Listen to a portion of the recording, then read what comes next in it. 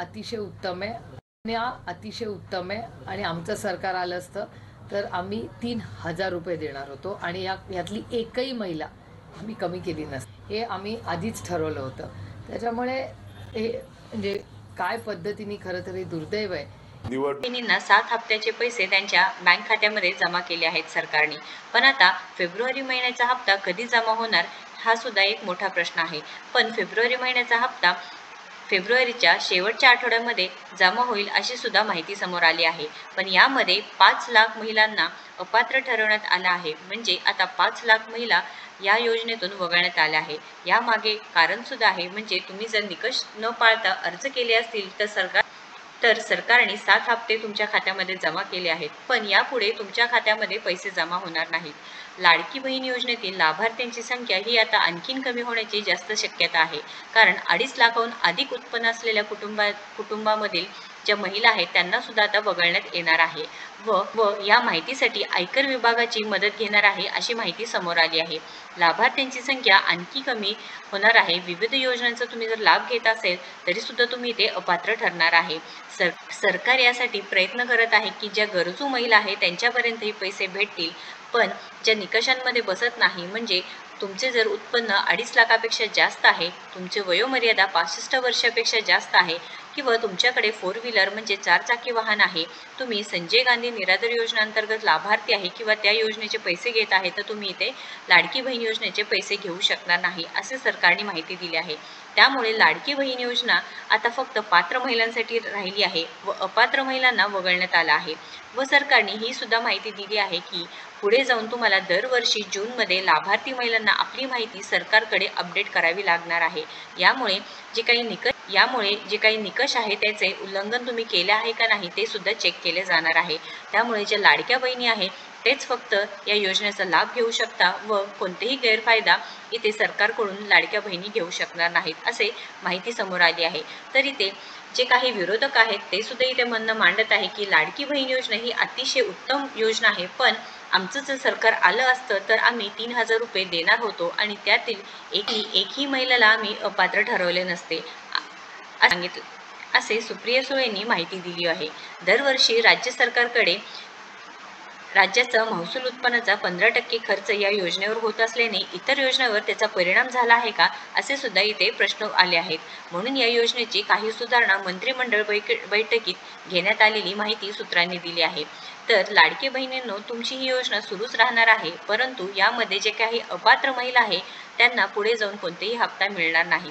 जे काही गैरप्रकार घडत होते त्यांमध्ये इथे निकषांमध्ये तुम्ही जर बसत नसाल तर नक्कीच तुमचे इथे जे पुढील हप्ता आहे ते मिळणार नाही, हे लक्षात करून घ्यायचं आहे।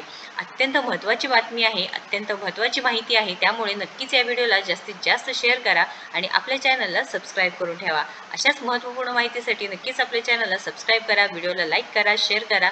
धन्यवाद। असेल हा पक्ष भाजपा असेल, महाराष्ट्रामध्ये प्रत्येक बूथवर 3 सक्रिय सदस्यता आम्ही ग्रहण करतो आहे।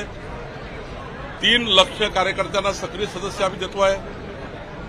3 लाख कार्यकर्ते हे सरकारमधल्या योजना आणि संघटनेचं कार्य समाजाच्या शेवटच्या माणसापर्यंत पोहोचवण्याकरता ऍक्टिव्ह मेंबर असणार आहेत। आमचे पंचायत ते पार्लमेंटपर्यंत निवडणुका लढण्याच्या असतील त्यांना सक्रिय सदस्य व्हावं लागतं आणि बूथ अध्यक्षापासून तर प्रदेश अध्यक्षापर्यंत जर संघटनेचे पदाधिकारी व्हायचे असेल तरी आमच्याकडे सक्रिय सदस्यता घ्यावी लागतं। याप्रमाणे संघटन अभियान आहे।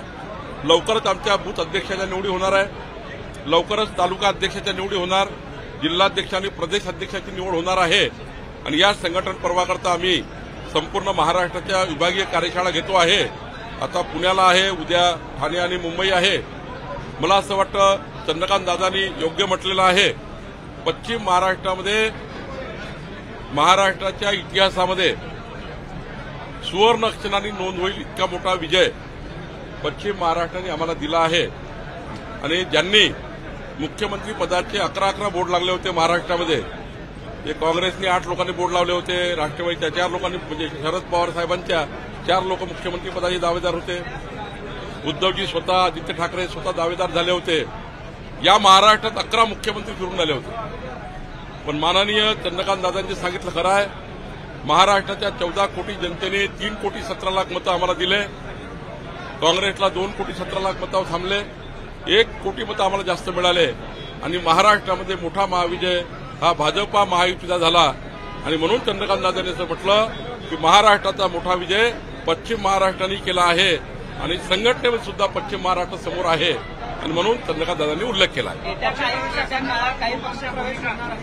होय, महाराष्ट्रामध्ये आणि पश्चिम महाराष्ट्रामध्ये अनेक लोक हे मोदीजीच्या आणि देवेंद्रजीच्या दोन्ही सरकारच्या केलेल्या कार्यावर आणि पुढच्या काळामध्ये 14 कोटी जनतेचं जे भलं आहे, जे विकास कार्य आहे आणि विकसित महाराष्ट्राचा संकल्प जो भाजपाने केला आहे, देवेंद्रजींनी केला आहे, त्या संकल्पाला साथ देण्याकरता अनेक लोक पश्चिम महाराष्ट्राचे भाजपामध्ये येणार आहे. लवकरच आपल्याला त्याची यादी कळेल.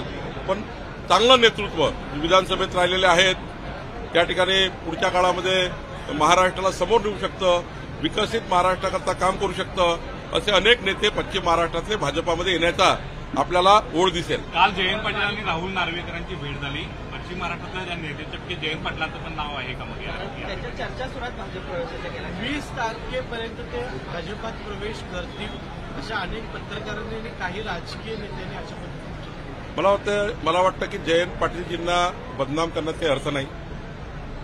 एका पक्षाचे राज्याचे अध्यक्ष आहेत.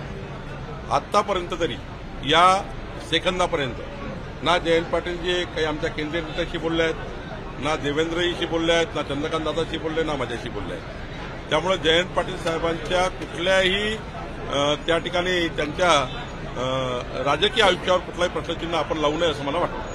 सुरेश धस यांनी असं म्हटलं की मुंडे आणि सुरेश धस यांची काय भेट झाली, त्या भेटीची बातमी षडयंत्र करून बाहेर कालच मी मराठवाड्यामध्ये आणि नाशिकमध्ये मांडलाय, व्यवस्थित मांडलेला आहे. आपण जरा बघून घ्या. स्थानिक स्वराज्य संस्थांच्या निवडणुका आहेत, पण पालकमंत्र्यांची नेमणूक अजून काही ठरलेली आहे. अजितदादा सुद्धा नाशिकमध्ये गेलेले आहेत. कशा प्रकारे पाहता?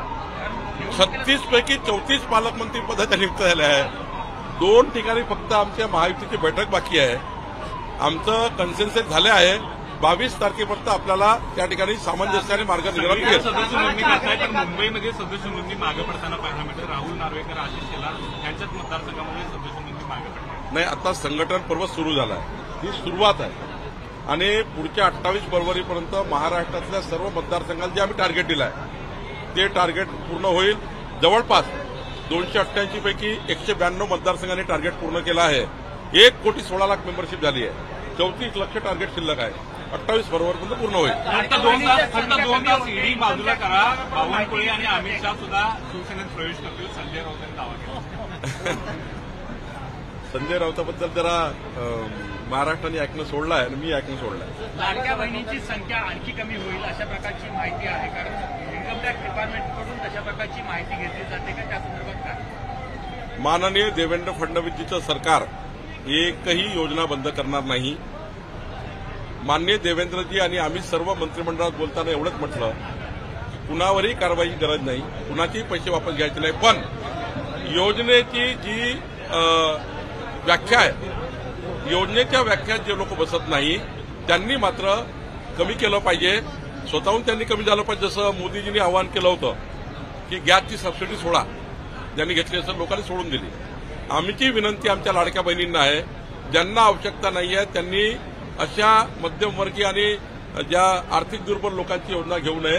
ही आर्थिक दुर्बल महिलांना मजबूत करण्याकरता योजना आणलेली आहे. त्यामुळे आमच्या काही लाडक्या बहिणी ज्यांना गरज नाही त्या सोडून देतील. पण आमची व्याख्या जी आहे योजनेची, त्या व्याख्यात बसणाऱ्या कुठल्याही व्यक्तींना, कुठल्याही महिला बहिणींना ही योजना कमी पडणार नाही, पूर्ण राहील. बीडवरच्या नेत्यांवर संशय व्यक्त केलेला आहे. भेटीचं जे कारण आहे ते उघड केलं यामुळे सुरेश धस यांनी. बीडमधल्या नेत्यांवर संशय. मी तुम्हाला सांगतो, सुरेश धस हे प्रामाणिक कार्यकर्ते आहेत. त्यांनी कुठल्याही मुद्द्यावर माघार घेतलेली नाही. आणि धनंजय मुंडे आणि सुरेश धस जेव्हा माझ्याकडे भेटले तेव्हा त्यांनी स्पष्टपणे सांगितलं की संतोष देशमुखाच्या हत्येमध्ये जे आरोपी आहेत त्या आरोपींना अंतिम शिक्षा होतपर्यंत दोघंही, धनंजय मुंडे आणि सुरेश धस या दोघांनी आपली जी बाजू आहे ती कायम ठेवलेली आहे. आणि